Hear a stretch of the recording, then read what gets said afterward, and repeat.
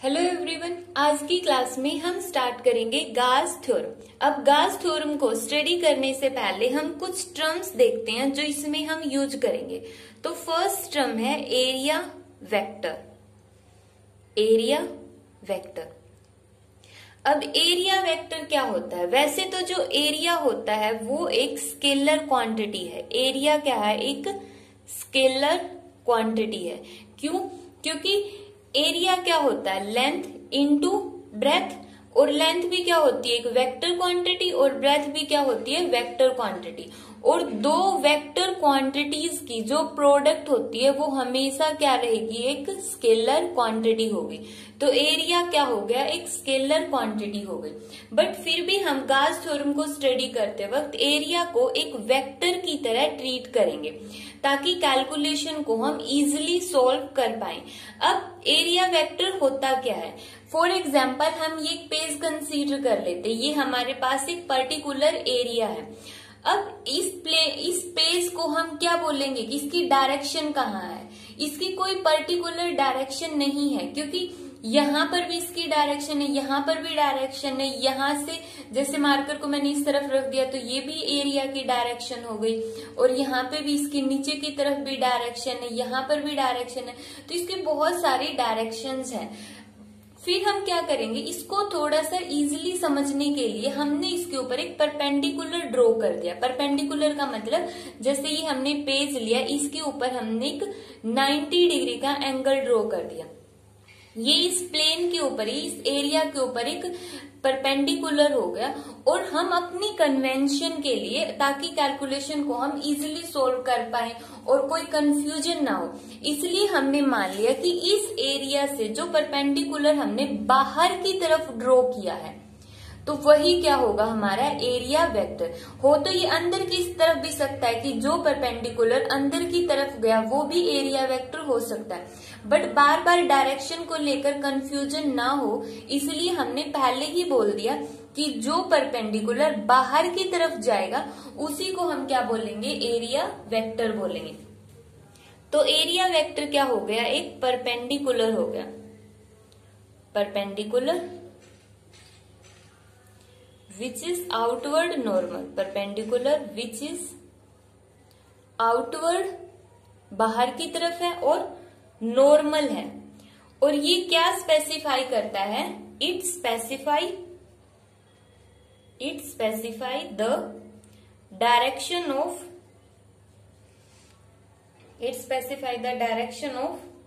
Rotation of plane. Direction of rotation of plane, या फिर हम बोल सकते हैं एरिया। जैसे हमने यहाँ पर ये परपेंडिकुलर ड्रॉ कर दिया, अब इसको हम बोलेंगे कि हम 90 डिग्री पर रोटेट करेंगे प्लेन को। 90 डिग्री पर रोटेट करने का मतलब, ये मार्कर अभी इस तरह से है तो इसको या तो हम इस तरह से रोटेट कर देंगे, अब प्लेन 90 डिग्री पर रोटेट हो गया, या फिर हम इसको डाउनवर्ड रोटेट कर देंगे तो अभी प्लेन क्या हो गया? 90 डिग्री पर रोटेट हो गया। तो हम इसका यूज क्यों करते हैं? स्पेसिफाई करने के लिए, डायरेक्शन ऑफ रोटेशन को स्पेसिफाई करने के लिए। अब एरिया वेक्टर का सिंबल क्या होगा? एरिया वेक्टर को जैसे हमने ये कंसीडर किया कि ये हमारे पास कोई भी एरिया है जिसको हमने रिप्रेजेंट कर दिया एस। इस बड़े वाले एरिया को हमने छोटे छोटे पार्ट्स के अंदर डिवाइड कर दिया। ये हो गए इसके छोटे छोटे पार्ट्स। तो इनमें से मैंने सिर्फ ये छोटे वाला एरिया कंसीडर किया, स्मॉल एरिया कंसीडर किया, और इस स्मॉल एरिया को हमने रिप्रेजेंट कर दिया डीएस से। मीन्स ये सारे एरिया एलिमेंट्स डीएस के इक्वल ही होंगे। ये भी डीएस होगा, ये भी डीएस होगा, यहाँ भी डीएस, यहाँ पे भी डीएस। तो उन सभी डीएस को जब हम ऐड कर देंगे तो किसके इक्वल आ जाएगा? Complete area S. अब ये जो डीएस है इसके ऊपर हम परपेंडिकुलर ड्रॉ करेंगे, मीन्स परपेंडिकुलर और उसकी डायरेक्शन बाहर की तरफ, तो वो क्या हो जाएगा? Area vector. डीएस के ऊपर एरिया वेक्टर ड्रॉ किया तो ये हो जाएगा डीएस वेक्टर, जो किसके इक्वल हो जाएगा? अब हम +1 क्लास में पढ़ चुके हैं, एक होता है यूनिट वेक्टर।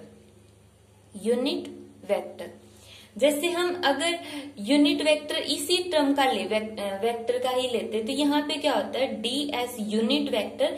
यूनिट वेक्टर किसके इक्वल होता है? Vector divide by its magnitude. Divide by its magnitude. जैसे हम यूनिट वेक्टर अगर ds लेते हैं तो यहाँ पे क्या आ जाएगा ds वेक्टर और डिवाइड बाई ds वेक्टर का magnitude means ds vector divide by ds। यहाँ पर से हमने मैग्नीट्यूड और वेक्टर दोनों को हटा देंगे तो ds लिखेंगे, और अगर वेक्टर लगाएंगे तो इसका ऊपर मॉडुलस भी लगाएंगे। तो ये होता है यूनिट वेक्टर। यूनिट वेक्टर क्या होता है? जिसका मैग्नीट्यूड कितना होता है? 1 होता है, जिसका मैग्नीट्यूड 1 हो। यूनिट है, यूनिट का मीनिंग ही 1 होता है। और इसका यूज कहाँ पर करते हैं हम? डायरेक्शन के लिए। यूनिट वेक्टर का यूज कहाँ पर होता है? डायरेक्शन शो करने के लिए हम यूनिट वेक्टर का यूज करते हैं। अब यहाँ पे इन्होंने ds यूनिट वेक्टर को गाउस थ्योरम के अंदर इन्होंने रिप्रेजेंट कर दिया n कैप से। तो यहाँ पर हम जो ये ds वेक्टर की वैल्यू निकालने, देखो यहाँ से जो हम ds वेक्टर की वैल्यू निकालेंगे वो किसके इक्वल आएगा? ds इसका मैग्नीट्यूड और multiply by ds cap. But Gauss theorem के अंदर हम ds कैप की बजाय हम n कैप से रिप्रेजेंट करते, ये इनकी रिप्रेजेंटेशन है, इसको हमने रिप्रेजेंट कर दिया n कैप से। n कैप किसके इक्वल आ गया? ds vector ds। तो ds वेक्टर यहाँ पे किसके इक्वल आ गया? n कैप और ds। तो गाउस थ्योरम को समझने के लिए सबसे पहला फैक्टर था हमारा एरिया वेक्टर क्या होता है। तो एरिया वेक्टर क्या हो गया? ds vector is equal to n cap और ds। ds यहाँ पर ये स्मॉल एरिया, सिर्फ स्मॉल एरिया कंसीडर किया हमने, पूरा बड़ा वाला एरिया हमें नहीं पता कितना है, सिर्फ छोटा सा पोर्शन कंसीडर किया। और n कैप इन्होंने मतलब कोई कंपलसरी नहीं है कि हम n कैप ही कंसीडर करें, यहाँ पर हम इसको ds कैप भी कंसीडर कर सकते हैं। बट बुक के अंदर ds कैप की बजाय n कैप दिया हुआ है, तो कोई कंफ्यूजन ना हो इसलिए हमने यहाँ पर क्या मान लिया है? n कैप ही कंसीडर कर लिया। वैसे इसका कोई लॉजिक नहीं, अपनी तरफ से हम कोई भी सैंपल कंसीडर कर सकते हैं। यहाँ पे हम ds की बजाय एरिया को da भी रिप्रेजेंट कर सकते हैं इस तरह से। ठीक है, तो नेक्स्ट टर्म आती है इसके अंदर, नेक्स्ट टर्म है इलेक्ट्रिक फ्लक्स। तो यहाँ पे जो इलेक्ट्रिक फ्लक्स है उसका यूज भी हम गाउस थ्योरम को एक्सप्लेन करने के लिए करेंगे। तो इलेक्ट्रिक फ्लक्स होता क्या है? इलेक्ट्रिक फ्लक्स होगा, जैसे हमने ये एरिया कंसीडर किया, सिर्फ इतना सा एरिया कंसीडर कर लिया, तो इस एरिया में से कितनी मैग्नेटिक फील्ड लाइंस क्रॉस कर जाएंगी एक पर्टिकुलर टाइम के अंदर, तो उसको हम क्या बोलेंगे? Electric flux. इलेक्ट्रिक फ्लक्स क्या हो गया? अगर मैं ये एरिया कंसीडर कर रही हूँ तो हमने कोई भी एक पर्टिकुलर टाइम कंसीडर कर लिया, टाइम को मान लो कि 1 सेकेंड कंसीडर किया, जितना भी टाइम हमने लेना है उतने टाइम में इसके अंदर से कितनी मैग्नेटिक फील्ड लाइंस क्रॉस कर गई, उन मैग्नेटिक फील्ड लाइन को तो मैग्नेटिक फ्लक्स बोलेंगे, बट यहाँ पे हम बात कर रहे हैं इलेक्ट्रिक फ्लक्स की। तो कितनी number of electric field lines cross कर गई, उस नंबर को ही हमने क्या नाम दिया है? इलेक्ट्रिक फ्लक्स का नाम दिया है। तो यहाँ पे इलेक्ट्रिक फ्लक्स क्या होगा कि किसी पर्टिकुलर एरिया के अंदर से किसी पर्टिकुलर टाइम के लिए, किसी पर्टिकुलर टाइम में कितनी number of electric field lines इस एरिया को क्रॉस करती है, उस number of electric field lines को हम क्या बोलेंगे? इलेक्ट्रिक फ्लक्स बोलेंगे। अब जो ये इलेक्ट्रिक फ्लक्स है वो किस पर डिपेंड करता है? हम कंसीडर कर लेंगे, जैसे एरिया को हम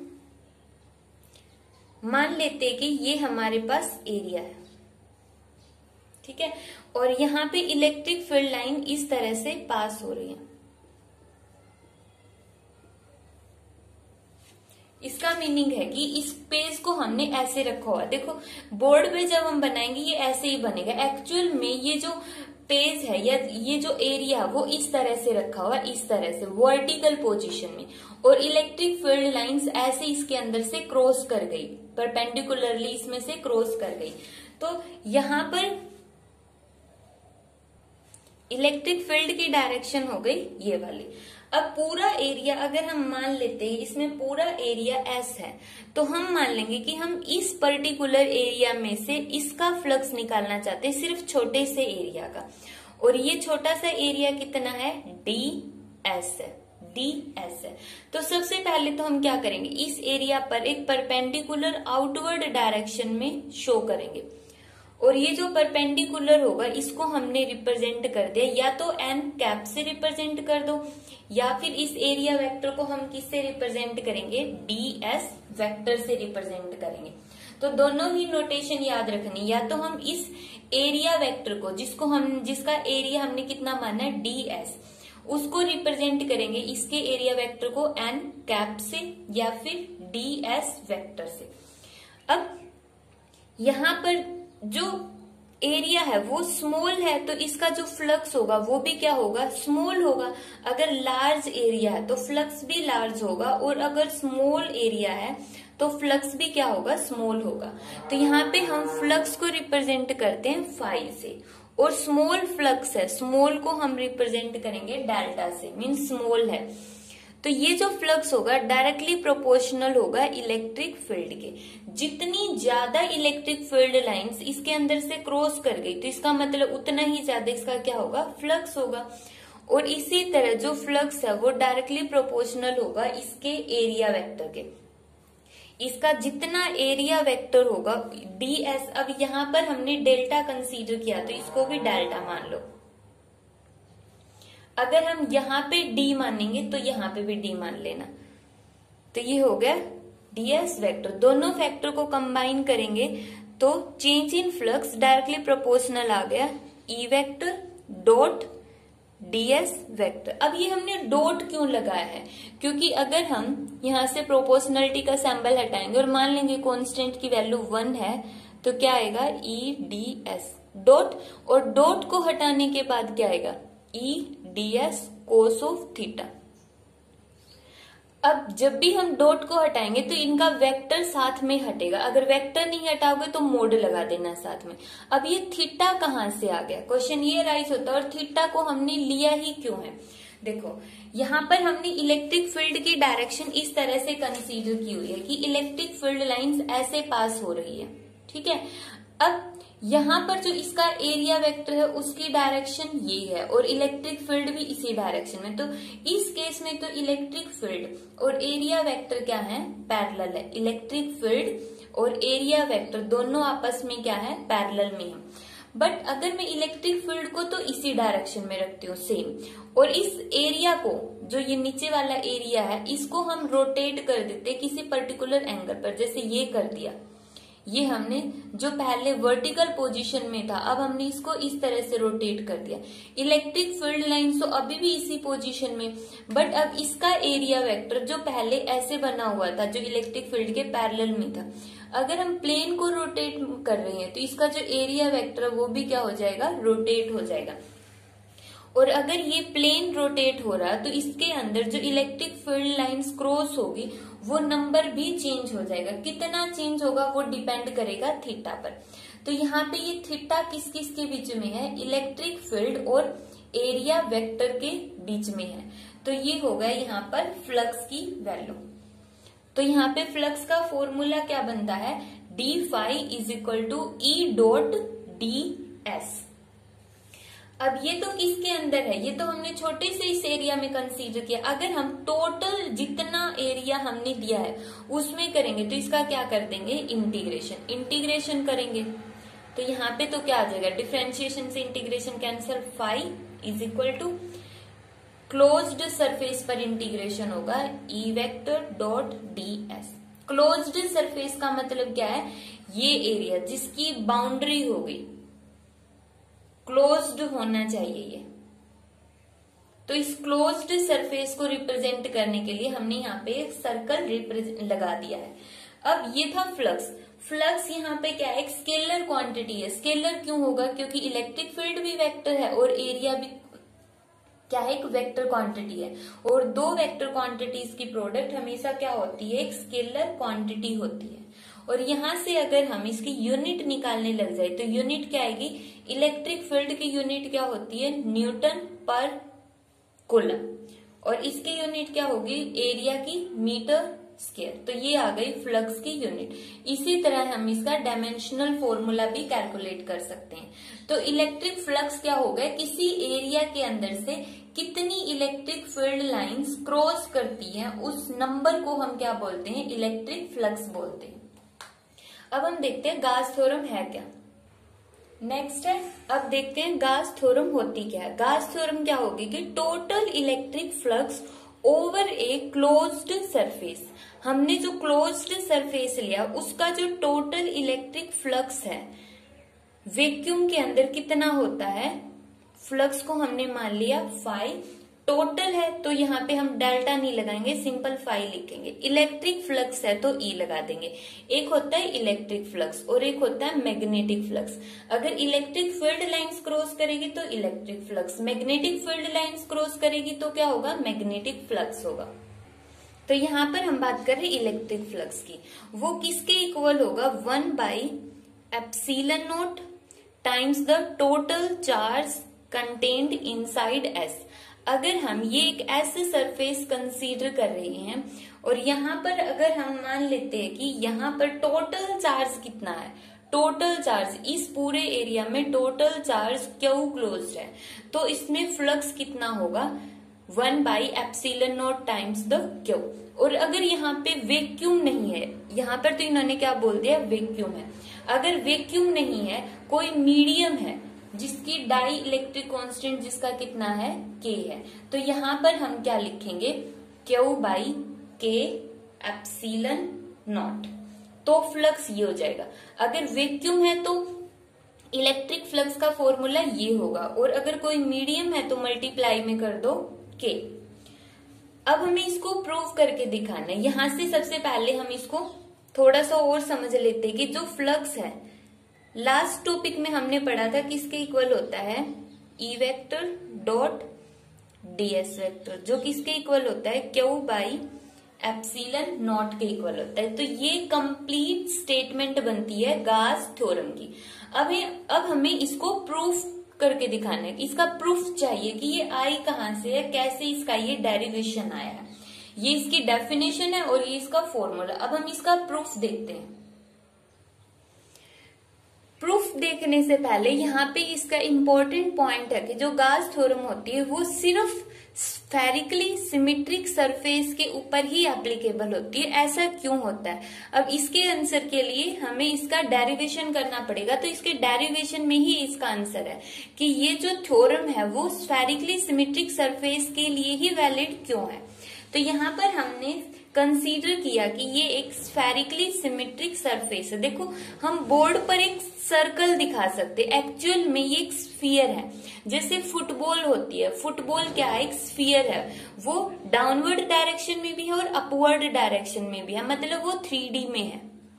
और सर्कल क्या होता है, 2D में होता है। तो यहाँ पर जो हम स्फीयर कंसीडर कर रहे हैं वो 3D वाला कंसीडर कर रहे हैं कि जो गास थ्योरम होती है एक स्फेरिकल बॉडी पर एप्लीकेबल है 3D के अंदर।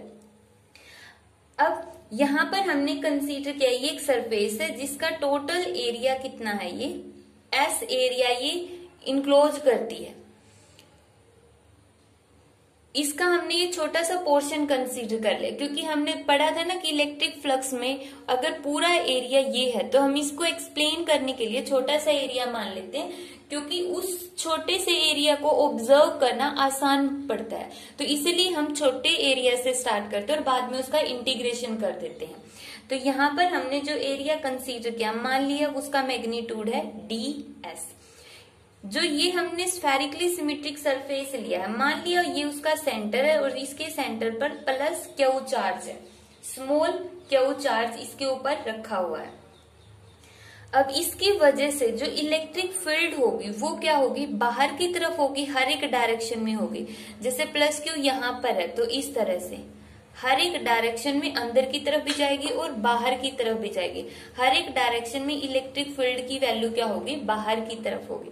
तो यहाँ पर भी हमने ले लिया कि ये हो गई इसकी इलेक्ट्रिक फील्ड की वैल्यू बाहर की तरफ।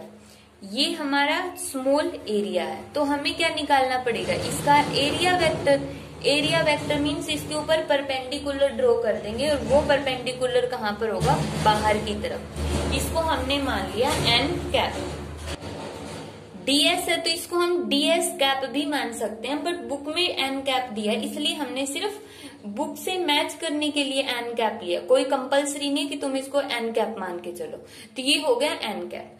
इसी तरह यहाँ पर हमने निकालना है कि P पर निकालना है ना, फ्लक्स कितना होगा कि इस एरिया में, इस एरिया को हमने यहाँ पे पी पॉइंट पर कंसीडर कर लिया कि पी पॉइंट पर एरिया है, और इस एरिया में से कितना फ्लक्स होगा इस चार्ज की वजह से, फ्लक्स मीन कितनी इलेक्ट्रिक फील्ड लाइंस पास होगी। तो इस पी की जो पोजीशन है ओ से वो कितनी है, आर वेक्टर है, ये हो गया आर वेक्टर।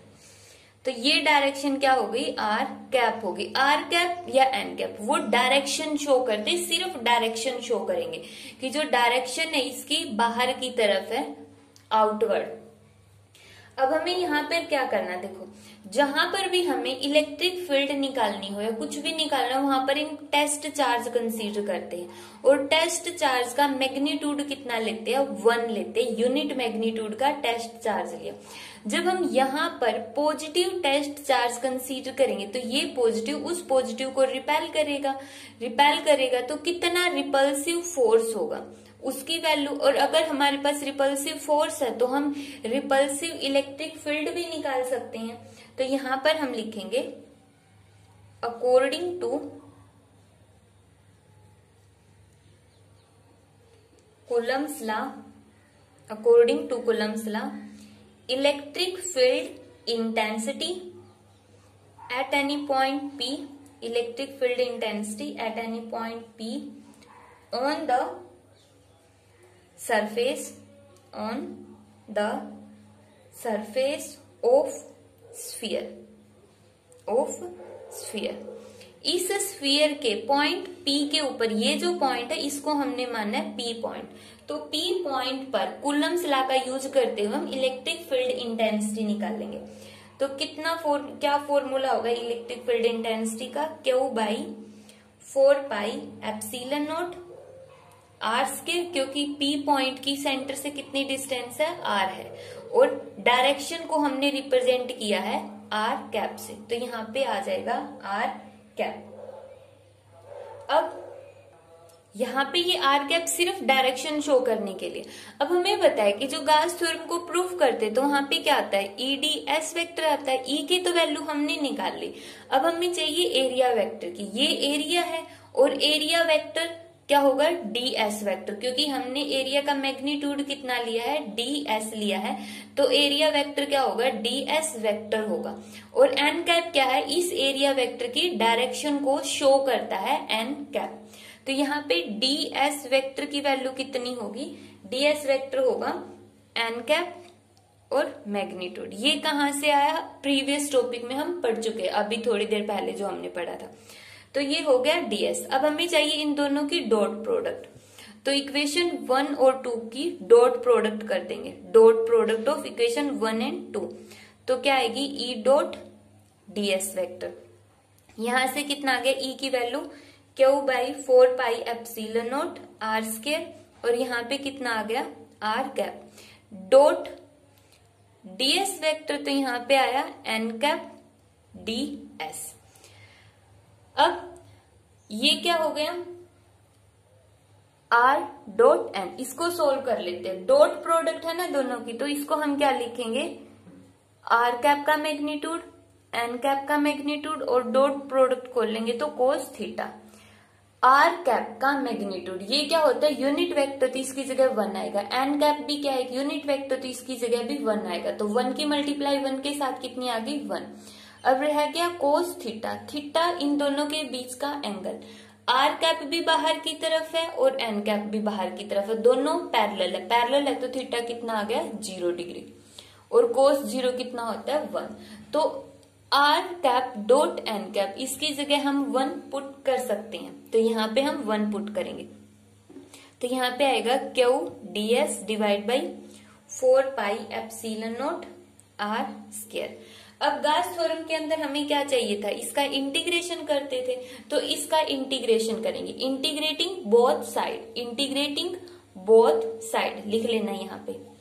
तो इंटीग्रेशन किया, क्लोज्ड सरफेस पर होगा, और क्लोज्ड सरफेस जिसका एरिया कितना है, S है, E dot ds is equal to, यहाँ पर भी हमने इंटीग्रेशन लगा दिया, Q ds divide by 4 pi epsilon naught R square.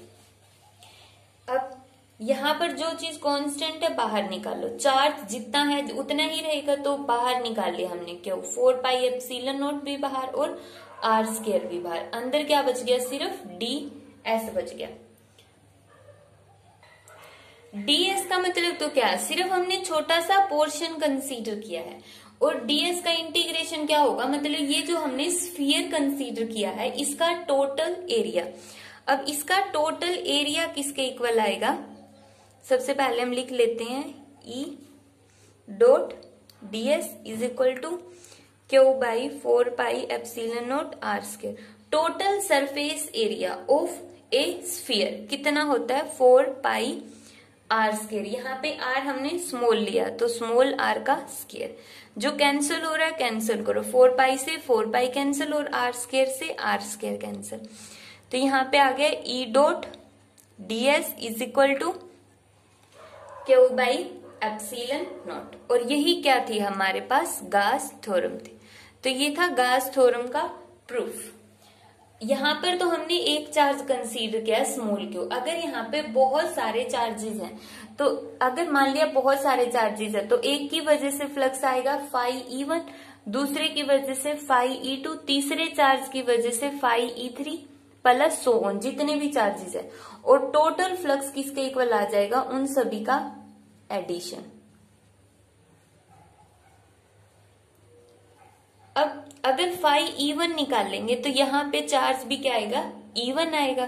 तो यहाँ पर हम इसको क्या लिख देंगे, फाई इज इक्वल टू, और सभी चार्जेस के एडिशन को हमने मान लिया capital Q is equal to epsilon naught. तो ये थी गास थ्योरम, और हमने ये पॉइंट पढ़ लिया था कि अगर वैक्यूम की बजाय ये किसी मीडियम में है जिसका डाइलेक्ट्रिक कांस्टेंट K है, तो यहाँ पे आ जाएगा K। अब हम देखते हैं नेक्स्ट टॉपिक। नेक्स्ट टॉपिक है वेरिफिकेशन ऑफ गास थ्योरम। तो गास थ्योरम को वेरीफाई करवाने के लिए हमने एक सिलेंडर कंसीडर कर लिया, और मान लिया इस सिलेंडर के अंदर कोई भी चार्ज नहीं है, कोई भी चार्ज नहीं है, तो मतलब चार्ज की वैल्यू कितनी हो गई, 0। अब इससे हम गास थ्योरम को कैसे प्रूव करेंगे, गास थ्योरम के अकॉर्डिंग क्या होता है, phi is equal to integration E dot ds is equal to Q by epsilon naught. अगर चार्ज 0 है तो गास थ्योरम के अकॉर्डिंग फ्लक्स 0 हो गया, ये फॉर्मूला है, ठीक है। ये तो गास थ्योरम के अकॉर्डिंग है। अब हम इसको दूसरे वे से प्रूव करते हैं कि इसके अंदर फ्लक्स कितना होगा, टोटल 0। गास थ्योरम ने बताया कि अगर कोई चार्ज नहीं है तो फ्लक्स 0 होगा, पर क्या ऐसा सही है कि फ्लक्स 0 हो जाएगा अगर कोई भी चार्ज नहीं है? तो इसी चीज को हमें अब वेरीफाई करवाना है। अब इसको वेरीफाई करवाने के लिए कि अगर चार्ज नहीं है तो फ्लक्स भी 0 होगा, तो फ्लक्स का फॉर्मूला यूज करेंगे। ये मान लिया फर्स्ट सरफेस, ये सेकंड सरफेस और ये थर्ड सरफेस।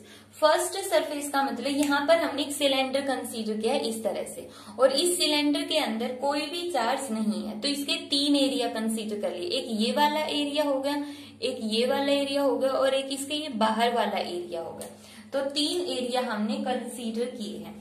तो फर्स्ट एरिया जो ये वाला एरिया होगा, इसका एरिया वेक्टर कहाँ पर होगा, इसके ऊपर हम परपेंडिकुलर ड्रॉ करेंगे बाहर की तरफ, तो ये हो गया इसका एरिया वेक्टर।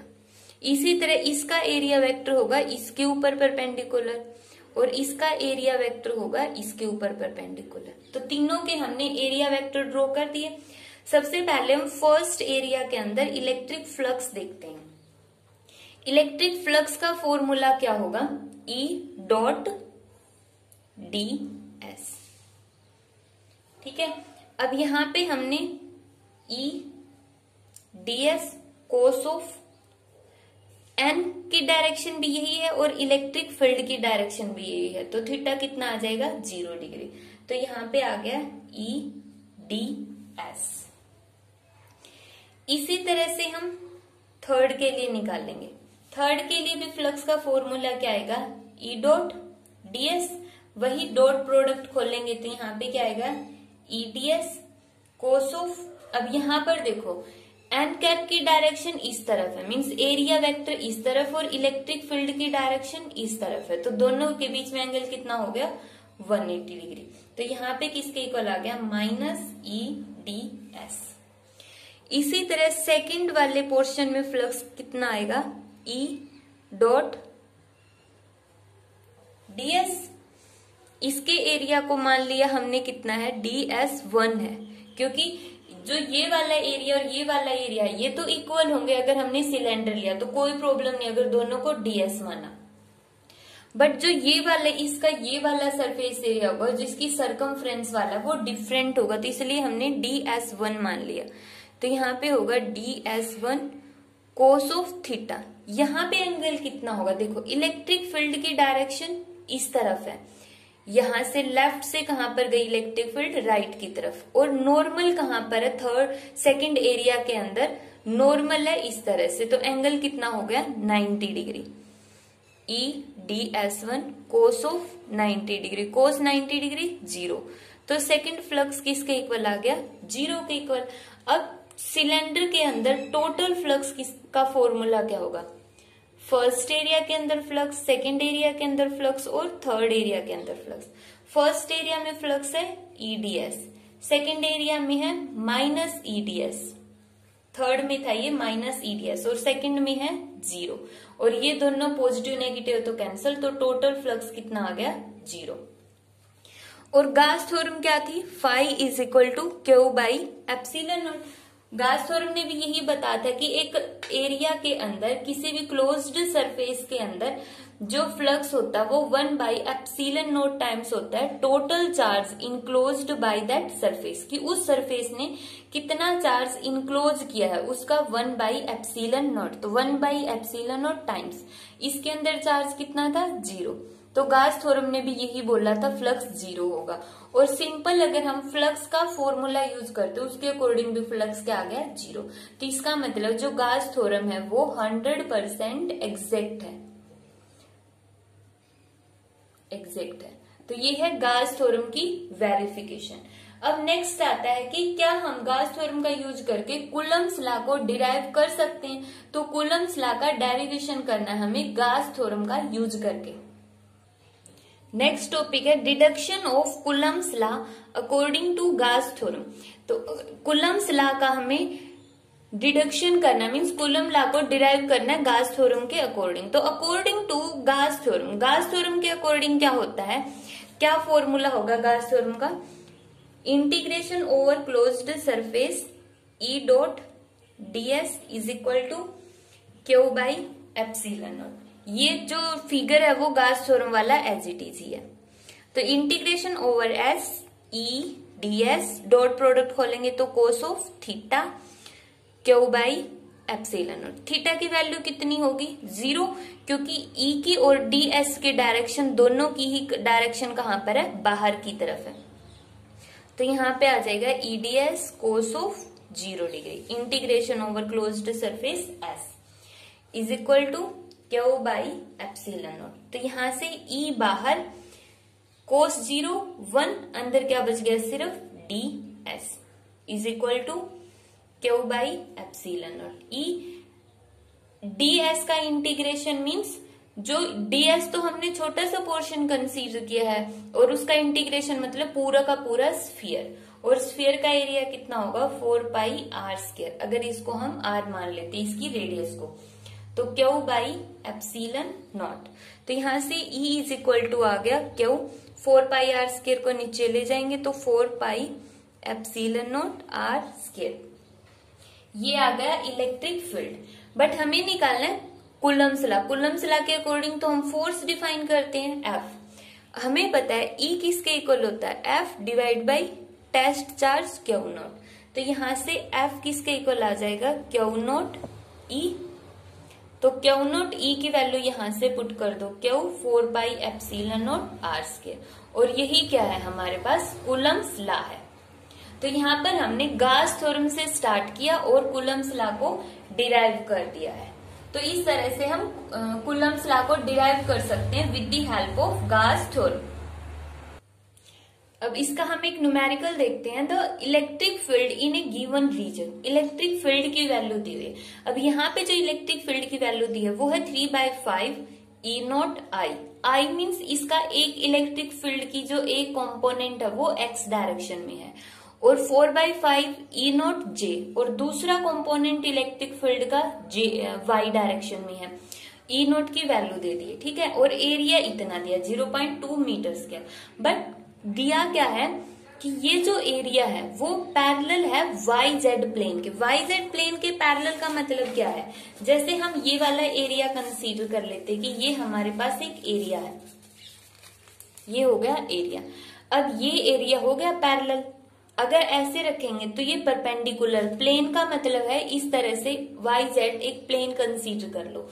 अब ये प्लेन और ये प्लेन दोनों क्या है पैरेलल, और अब क्या है दोनों परपेंडिकुलर। तो इन्होंने बोला जो एरिया ये हमने लिया है जिसका एरिया कितना है 0.2 मीटर स्क्वायर, ये पैरेलल में रखा हुआ है।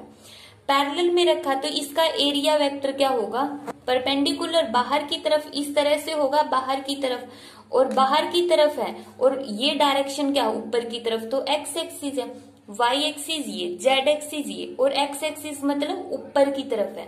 तो इसका जो एरिया वेक्टर है और एक्स डायरेक्शन है वो दोनों एक ही तरफ है। अब हमें इसके अंदर निकालना है फ्लक्स कितना होगा टोटल। इलेक्ट्रिक फील्ड दो ही डायरेक्शन में है, आई और जे, मीन्स एक्स के अंदर और वाई के अंदर। तो जेड डायरेक्शन में तो फ्लक्स 0 ही हो गया। अब हम निकालते हैं ई एक्स और ई वाई। फ्लक्स टोटल कितना होगा, फ्लक्स अलोंग एक्स एक्सिस और flux along Y axis. X axis के अलोंग फ्लक्स कितना होगा, ई डॉट डीएस, डीएस की बजाय हम एरिया ए ले लेते हैं, ए प्लस ये तो एक्स एक्सिस वाला एक्स एक्सिस के अकॉर्डिंग हो गया, और ये ले लिया हमने वाई एक्सिस के अकॉर्डिंग। यहाँ पे मेंशन कर लेना एक्स एक्सिस और ये हो गया वाई एक्सिस। इसको डॉट प्रोडक्ट खोलेंगे तो क्या आएगा, E A cos of theta. X axis के अलोंग थीटा कितना होगा एरिया में और इलेक्ट्रिक फील्ड में। जब हम इलेक्ट्रिक फील्ड का एक्स कंपोनेंट लेते हैं तो इलेक्ट्रिक फील्ड की तो वैल्यू है हमारे पास 3/5 ई नॉट, और एरिया की वैल्यू भी कितनी है 0.2। बट एरिया वेक्टर जो होगा, जो एंगल देखना हमें ई और ए के बीच में, जब हम फ्लक्स एक्स एक्सिस के अलोंग निकाल रहे हैं, फ्लक्स एक्स एक्सिस के अलोंग मतलब ये एरिया है और इसका एरिया वेक्टर अब एक्स एक्सिस के अलोंग है। इलेक्ट्रिक फील्ड भी इसकी एक्स है और एरिया वेक्टर भी एक्स एक्सिस के अलोंग, तो थीटा कितना हो गया 0। तो यहाँ पे आएगा कोस 0, और कोस 0 कितना है 1 है। तो ये आ गई इलेक्ट्रिक फील्ड एक्स के अलोंग। बट वाई के अलोंग कितनी होगी, देखो वाई के अलोंग इलेक्ट्रिक फील्ड कितनी है 4/5 ई नॉट। एरिया कितना है 0.2। डॉट खोलेंगे तो कोस ऑफ थीटा, थीटा कितना होगा, इसमें जो इलेक्ट्रिक फील्ड की डायरेक्शन है वो वाई के अंदर है, इस तरह से इलेक्ट्रिक फील्ड गई इस तरह से। बट एरिया तो हमारा ऐसा रखा हुआ और एरिया वेक्टर की डायरेक्शन हो गई ये वाली। अब देखो इलेक्ट्रिक फील्ड जा रही है इस तरह और एरिया वेक्टर ऊपर की तरफ, तो एंगल कितना हो गया दोनों में, इलेक्ट्रिक फील्ड गई वाई डायरेक्शन में इस तरफ और एरिया वेक्टर है इस तरफ, तो एंगल कितना हो गया 90 डिग्री, और कोस 90 कितना होगा 0। तो ये पूरा फैक्टर कितना हो जाएगा 0।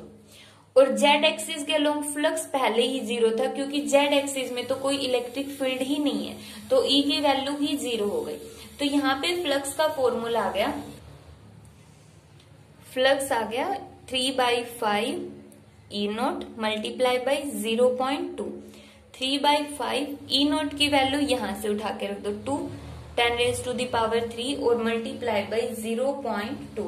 जब हम इसको सोल्व करेंगे तो हमारे पास आएगा 240, और फ्लक्स की यूनिट क्या होती है न्यूटन मीटर स्क्वायर पर कूलम। तो इस तरह से हम किसी भी सरफेस एरिया के अंदर फ्लक्स निकाल सकते हैं। सिर्फ हमें डायरेक्शन ध्यान में रखनी है कि जो एंगल आएगा वो किन किन के बीच में होगा, इलेक्ट्रिक फील्ड और एरिया वेक्टर के बीच में जो एंगल होगा वही हमें थीटा को पुट करना है।